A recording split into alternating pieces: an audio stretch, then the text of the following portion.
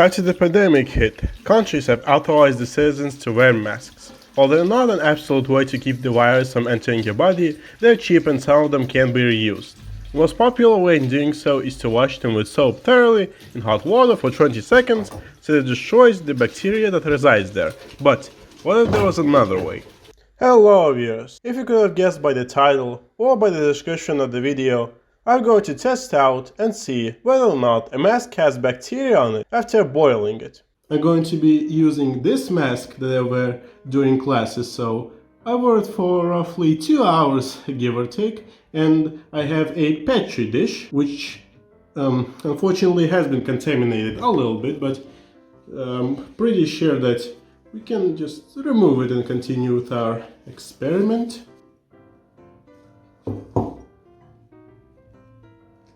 Some has been removed. This is probably some fungus that grew in it. Unfortunately, I should have probably done the experiment yesterday, but I instantly passed out after the mini exam and had no energy to perform it, so excuse me for not doing so. So what I'm primarily going to do is use this and use it to practically move the mask on one side. I'm going to do it rather gently on this side. I'm going to use roughly half of it on purpose, primarily because I only have one petri dish, which has been given to me by the microbiology teacher. And as you can see here, I practically use this right half to put as much bacteria on it as I can from the mask. And now for the second part of the experiment, I'm going to boil the mask roughly for 20-30 minutes. So there you go. I'm also going to grab this. Excellent. So while it is boiling, I'm going to explain everything how hypothetically it should be. So the main reason as to why bacteria dies is due to protein structure disruption, which kills the bacteria and prevents viruses from replicating. Also, I contain extremophiles in my body. The bacteria will not be able to function and release toxins into my body and reproduce, since the nucleoid and ribosomes get fried, as well as, well, all their other organelles. Well, 30 minutes have passed, so let's try to extract the mask from the boiling water.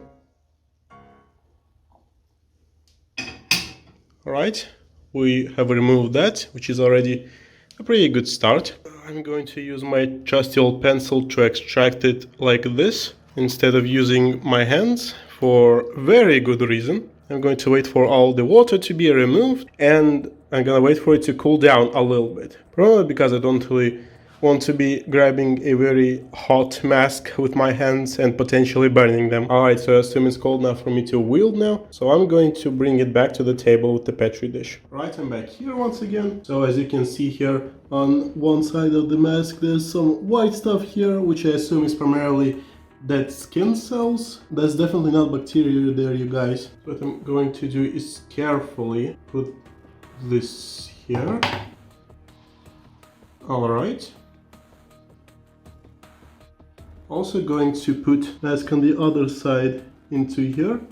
I'm going to use a significantly smaller area. The other half that I promised for the bacteria is going to be used. Now what I definitely am going to do is put the mask somewhere where it is warm. Since human bacteria normally live in temperatures that are akin to that of the human body, which is 37-38 Celsius. So now I'm going to wait roughly for 3 or so hours for everything to grow here. Well, if anything will grow, since this is a mask from yesterday. However, I do have a bit of a cold, so the bacteria should be significantly more plentiful and more of it should be on the mask, which means that more of it should have survived into the next day.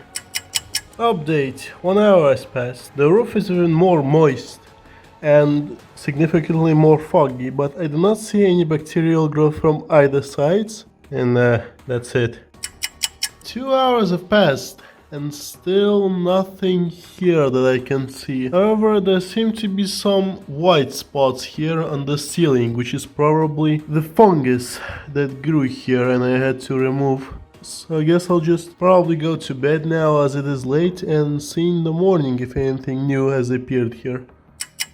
Alright, it's 9 a.m. right now and I just woke up to check upon the petri dish. It seems that only a few dots here and there grew up, which is quite nice, I guess, and I kind of doubt that they're from the bacteria that was on the mask itself.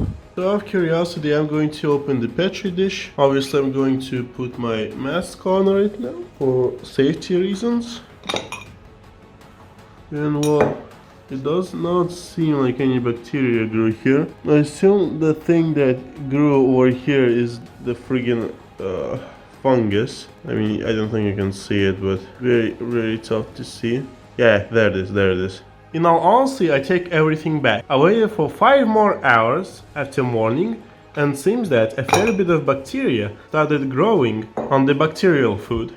Obviously, the predominant side is the right one, since I did kind of use a dirty mask to wipe everything there. But what did surprise me is that there is a little bit of bacteria on the left side, and the smell is quite horrifying. I still feel it through the mask. And obviously there's a little bit of fungus here and there, but we don't really take that into account. Plus you can probably decipher which one is just bacteria and which one is fungus. Well, we are smart guys, so, and gals and other viewers. So anyway, this is probably either human error or surprisingly some bacteria survived 30 minutes of boiling in a pot. So to summarize, it seems that some bacteria still survives even after boiling, but it's probably such an insignificant amount that you can use the mask after subjugating to 100 Celsius temperature for 30 minutes in water. Would I recommend this to anyone? Also just use soap in hot water to wash it for 20 seconds and follow basic hygiene.